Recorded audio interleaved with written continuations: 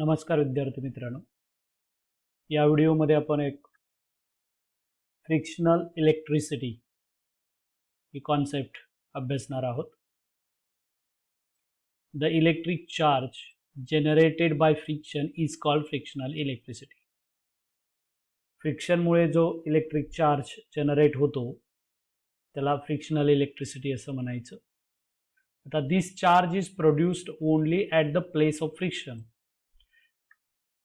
Friction म्हणजे घर्षण. ज्या ठिकाणी दोन वस्तूमध्ये घर्षण होतं फक्त त्याच ठिकाणी तो चार्ज तयार होतो, त्या बॉडीच्या दुसऱ्या पार्टवर होत नाही. आणि म्हणून hence it is called static electricity. म्हणूनच त्याला आपण स्टॅटिक इलेक्ट्रिसिटी म्हणतो. It remains on the object for short time. आता अशा फ्रिक्शनमुळे आलेला जो इलेक्ट्रिक चार्ज आहे, जनरेट झालेला जो इलेक्ट्रिक चार्ज आहे तो ऑब्जेक्टवर अतिशय कमी कालावधीसाठी राहतो. The charges of static electricity are absorbed in moist air. आता अशा प्रकारे घर्षणामुळे जेव्हा चार्ज जनरेट होतात तेव्हा जर मॉइस्ट म्हणजे दमट हवामान असेल किंवा ज्याला आपण मॉइस्ट एअर म्हणतो असं असेल तर त्यामध्ये हे चार्जेस ॲब्सॉर्ब होतात. आणि म्हणून जेव्हा आपण स्टॅटिक इलेक्ट्रिसिटीचे जे प्रयोग करतो तेव्हा काळजी घ्यायची आहे. विशेषतः that is why this experiment should be performed in dry weather, particularly in winter. म्हणजे विशेषतः विंटरमध्येच हे एक्सपेरिमेंट अतिशय चांगले आपल्याला पूर्ण करता येतात, कारण त्यावेळेला ड्राय वेदर असतं म्हणजे बऱ्यापैकी, आणि त्यामुळे आपण ते प्रयोग व्यवस्थित करून बघू शकतो. इथे एक छोटासा प्रयोग आहे, हा तुम्हीही करायचा आहे, करून पाहायचा प्रयत्न करायचा आहे. त्याच्यासाठी फ्यू स्ट्रॉ, एक 2-3 स्ट्रॉ तुम्हाला पाहिजेत. वुलन क्लॉथ पाहिजे, सॉक्स असतील किंवा ग्लोव्ज असतील तरी चालतील. आणि एक ग्लास बॉटल पाहिजे. शक्यतो ग्लास बॉटल असेल तर चांगला आहे, नसेल तरी तुमची प्लास्टिक बॉटलही चालेल. प्लास्टिक बॉटलवरती स्ट्रॉ जरा अनस्टेबल राहते ती बॉटल हलत असल्या कारणाने, म्हणून ग्लास बॉटल. आता प्रोसिजर काय करायचं आहे तर place a straw on a bottle. एक स्ट्रॉ येत असे इथे दाखवले अशी बॉटलवरती ठेवायची आहे. टेक अनादर स्ट्रॉ नियर इट. दुसरी एक स्ट्रॉ आणायची आहे तिच्याजवळ आणि ऑब्झर्व व्हॉट हॅपन्स. काय होतंय का बघायचं आहे. आता अर्थातच दोन्ही स्ट्रॉ नॉर्मल आहेत, आपण त्याच्यावरती घर्षण वगैरे केलं नाही आणि त्यामुळे त्याच्यामध्ये काही बदल होणार नाही. Leave the straw on the bottle as it is. बॉटलवरची स्ट्रॉ आहे ती जशीच्या तशी ठेवून द्यायची आहे आणि rub the other straw against a woollen cloth and take it near the straw on the bottle. दुसरी जी स्ट्रॉ आहे ती लोकरीच्या कापडावरती घासायची आहे जरा, आणि ती आपल्या आपण जे अगोदर स्ट्रॉ अशी इथं ठेवलेली आहे तिच्या जवळ ही स्ट्रॉ आणायची आहे. आता ऑब्झर्व व्हॉट हॅपन्स. काय होईल बघा. तुम्हाला हा एक्सपेरिमेंट तुम्ही करून बघितलात तर ती जी आपली बॉटलवरची स्ट्रॉ आहे ती आपल्या हातातल्या स्ट्रॉकडे अट्रॅक्ट होताना दिसेल. नाऊ टेक 2 straws अँड रब them against woollen cloth at the same time. आता दोन्ही स्ट्रॉ एकत्रच वुलन क्लॉथ बरोबर त्या दोन्ही पण बॉटलवरची आणि हातातली घ्यायची आणि रब करायची.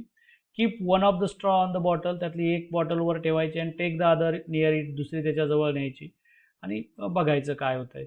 तर अशा वेळेला तुम्हाला त्या दोन्ही एकमेकापासून लांब जाताना दिसतील. आता असं काय होतं आहे आपण बघणार आहोत. Keep the rubbed straw on the bottle as it is and take the woollen cloth on which it is rubbed close to each. जी आपण लोकरीच्या कापडावर घासलेली स्ट्रॉ आहे ती तिथंच ठेवायची आणि ज्या कापडावर घातले ते कापड जवळ आणायचं आणि काय होतंय बघायचं आहे. असे 3-4 ऑब्झर्वेशन्स आहेत इथं, थोडक्यात ते दिलेत आणि त्यांच्यामध्ये अट्रॅक्शन होईल की रिपल्शन होईल आणि मग त्याच्यावरून तुम्ही कन्क्लुजन करायचं आहे, म्हणजे त्याच्यामध्ये का अट्रॅक्शन झालं आहे आणि का रिपल्शन झालं आहे. तर एकदम सोपं आहे बघा. अ charge straw is taken near the अनचार्ज straw. सगळ्यात पहिली जी आपण नुसतं आहेत म्हणजे दोन्ही अनचार्ज स्ट्रॉ असतील त्याच्यामध्ये काहीच होणार नाही आहे, म्हणजे अट्रॅक्शन पण नाही आणि रिपल्शन पण नाही. पण जेव्हा आपण चार्ज स्ट्रॉजवळ अनचार्ज स्ट्रॉ आणू, म्हणजे अ charge straw is taken near the अनचार्ज straw, त्याच्यामध्ये काय होईल अट्रॅक्शन होईल, कारण एक चार्ज आहे आणि एक अनचार्ज बॉडी आहे तेव्हा त्यांच्यामध्ये अट्रॅक्शन असतं. 2 straws carrying similar charges are brought near the each other. दोन्ही स्ट्रॉ जर आपण आपल्या लोकरी कापड्यावरती घासल्यात आणि जवळ आणल्यात बॉटलवर ठेवून, तर तुमच्या लक्षात येईल की त्यांच्यामध्ये रिपल्शन होत आहे, एकमेकापासून त्या लांब जात आहेत. आणि a charge straw and the oppositely charge cloth which was use to rubbing are brought near the each other. म्हणजे ज्या लोकरीच्या कापडावर आपण स्ट्रॉ रब केलेलं आहे ते कापड आणि चार्ज स्ट्रॉ तीच त्या कापडावरच केलेली होईल. आणि या दोन्ही एकमेकाजवळ आले तरी पण तुम्हाला त्याच्यामध्ये अट्रॅक्शन दिसेल, कारण स्ट्रॉ आणि कापड याच्यावरती अपोजिट चार्जेस तयार झालेले असतात. आता याच्यावरून एक कन्क्लुजन आहे पहा. Electrically charge objects attract uncharge object. Charged object असतील तर अट्रॅक्ट होतील. आणि there is repulsion between like electric charges. जर दोन्ही बॉडीज चार्जड असतील, जसं की two straws carrying similar charges, तर या केसमध्ये काय होईल, there is repulsion between like electric charges and there is attraction between unlike electric charges. Unlike electric चार्जेसमध्ये अट्रॅक्शन होईल. म्हणजे अट्रॅक्शनमध्ये दोन पॉसिबिलिटीज आहेत पहा. एक तर चार्जड आणि अनचार्जड बॉडी एकत्र आली तरी अट्रॅक्शन होईल, आणि अपोजिट चार्ज असलेल्या बॉडीज एकत्र आल्या तरी पण अट्रॅक्शन होईल. पण रिपल्शन कधी होतंय, फक्त जर सिमिलर चार्जेस असतील तरच. म्हणजे रिपल्शनमध्ये एकच पॉसिबिलिटी आहे, देर इज रिपल्शन. मग त्या दोन्ही वस्तू कशा असणार, सिमिलर चार्जेसवाल्या असणार, पॉझिटिव्ह चार्ज असलेल्या किंवा निगेटिव्हवाल्या. अट्रॅक्शनमध्ये मात्र दोन वस्तूमध्ये अट्रॅक्शन असेल तर दोन पॉसिबिलिटीज आहेत. त्यामधले एक वस्तू चार्जड असेल आणि दुसरी अनचार्ज असू शकते, आणि किंवा एका वस्तूवरती पॉझिटिव्ह चार्ज असेल किंवा आणि दुसऱ्यावर निगेटिव्ह म्हणजे अपोजिट चार्जेस असतील. आणि म्हणून therefore hence repulsion is used as a test for identifying electrically charged object. म्हणजे इलेक्ट्रिकली चार्ज ऑब्जेक्ट शोधायचा असेल तर त्यासाठी कोणती टेस्ट वापरली जाते, तर रिपल्शन. अट्रॅक्शन वापरली जाणार नाही, कारण अट्रॅक्शनमध्ये दोन पॉसिबिलिटीज येऊ शकतात. अट्रॅक्शन असेल तर तुमच्याकडे समजा चार्जड बॉडी असं तुम्ही गृहीत धरा, तर पुढची बॉडी अनचार्ज आहे म्हणून अट्रॅक्ट झाली असं पण होऊ शकतं, किंवा तुमच्याकडे असलेल्या चार्जड बॉडीवरती जो चार्ज आहे त्याच्या अपोजिट चार्ज समोरच्या बॉडीवर आहे म्हणून पण ते अट्रॅक्ट झाले असं होईल. पण जर का तुमच्याकडे चार्जड बॉडी असेल आणि समोरची रिपल झाली तुमच्या हातातल्या वस्तूपासून, तर नक्कीच तिच्यावरती इलेक्ट्रिक चार्ज आहे असं तुम्ही ओळखू शकता. आणि therefore repulsion is the real test, आणि ती that is the test used to identify an electrically charged object.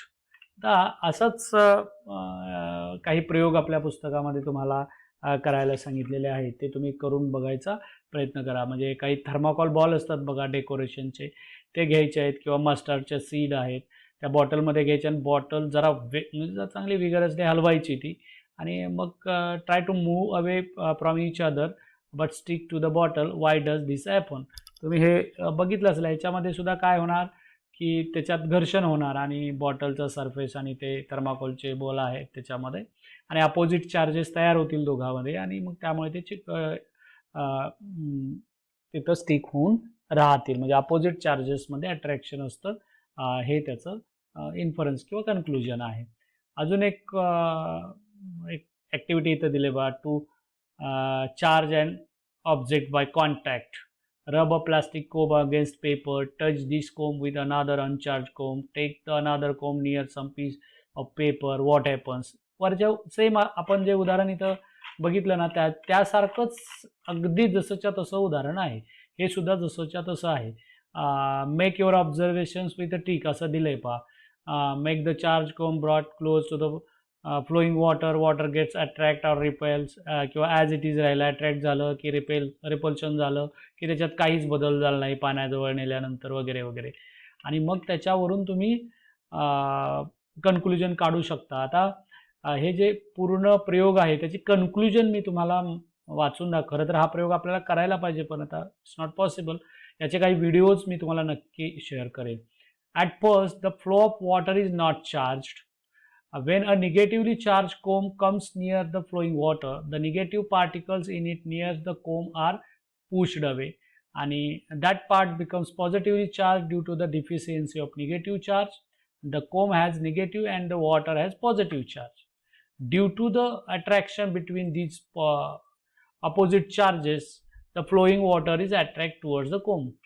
When the comb is taken away, the negative particles in the flowing water comes back to their original position, and positive and negative charges become equal in number. As a result, the water becomes uncharged again and stops getting attracted to the comb. आता हा जो संपूर्ण प्रयोग आहे ना, त्याच्यामध्ये मी तुम्हाला थोडक्यात समजावण्याचा प्रयत्न करतो. इथे बघा, हा चार्जड कोंब आहे, म्हणजे घर्षण केलेला कांगवा आहे, कोंब आहे, आणि तो जर तुम्ही टॅप वॉटर असं पाण्याची एक बारीकशी खाली धार येत असेल तर ती त्याच्याजवळ नेला की असा तिचा जरा पाणी जे आहे तो असा मार्ग बदलेल, तुम्हाला असं दिसेल. ती पाण्याची धार जी आहे ती अशी कंगव्याकडे अट्रॅक्ट होताना दिसेल तुम्हाला. फ्लोईंग वॉटर जे आहे, वाहणारं पाणी आहे ते.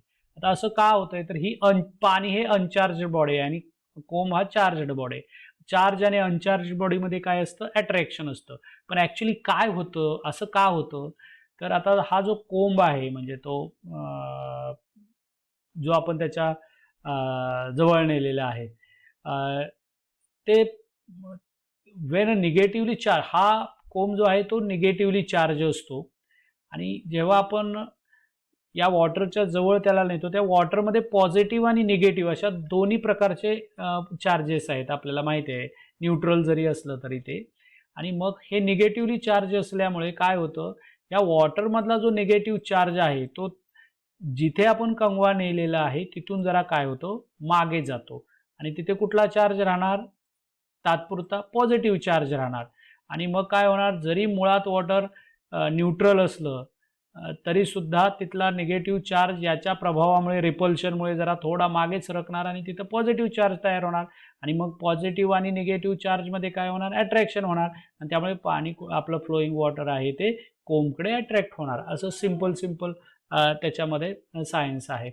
पण पुन्हा जेव्हा आपण कोंब लांब नेणार तेव्हा पुन्हा काय होणार, त्याचा जो निगेटिव्ह चार्ज आणि इथल्या निगेटिव्ह चार्जमधलं रिपल्शन आहे ते संपून जाईल. आणि मग पुन्हा तो जो रिपेल झालेला निगेटिव्ह चार्ज आहे तो मूळ जागी येईल. आणि मग पुन्हा वॉटर न्यूट्रल होईल आणि मग ते सरळ फ्लो व्हायला लागेल. म्हणजे थोडक्यात अनचार्ज बॉडी आणि चार्ज बॉडीमध्ये जे अट्रॅक्शन आहे ना, त्याच्यामध्ये सुद्धा अपोजिट चार्जेस तयार होतात आणि ते अट्रॅक्ट टू इच अदर असंच होतं. फक्त अनचार्ज बॉडीमध्ये, चार्ज बॉडीमध्ये असलेला चार्ज जो आहे तो जरा मागे सरकतो. म्हणजे जसं की इथं या कंगव्यामध्ये निगेटिव्ह चार्ज आहे, त्यामुळे वॉटरमधला निगेटिव्ह चार्ज या कंगव्याच्या जवळचा काय होणार, थोडासा मागे जाणार. आणि त्यामुळे त्या ठिकाणी तेवढ्या पुरताच, त्याच पोर्शन पुरता, त्यापेक्षा जास्त नव्हे, तिथं पॉझिटिव्ह चार्ज येणार आणि मग opposite charges attract to each other होणार आणि मग पाण्याचे जे फ्लो आहे तो थोडासा कंगव्याकडे अट्रॅक्ट होणार. This is the example. आता इथे बघा, एक वाक्य लक्षात ठेवा. Always remember the number of positive and negative charges are equal on an uncharge or neutral object. कोणत्याही अनचार्ज बॉडीवरती किंवा न्यूट्रल बॉडीवरती पॉझिटिव्ह आणि निगेटिव्ह चार्ज सारखा असतो. आणि the electric charge generated by induction stays only as long as the charge object is near to it.